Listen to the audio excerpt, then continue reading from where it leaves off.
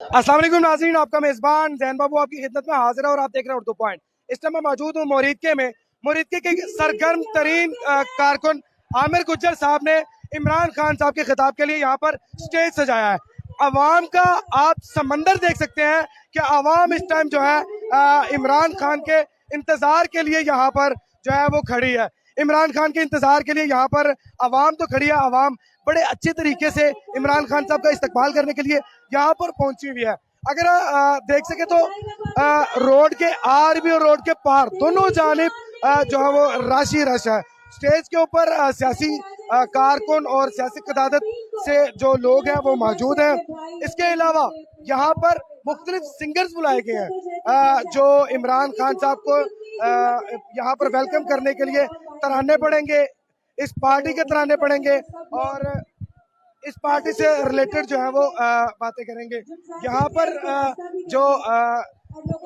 पर जो सिंगर मौजूद हैं पाकिस्तान तहरीक इंसाफ के तमाम तर जो है वो नगमे पढ़ती हैं और अवाम को गरमाने में वो इस टाइम बेहद जो है वो मसरूफ हैं।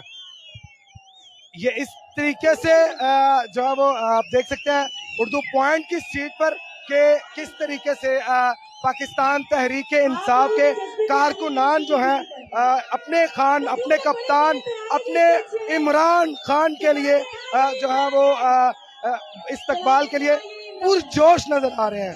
इन लोगों की किसी भी किस्म की जो है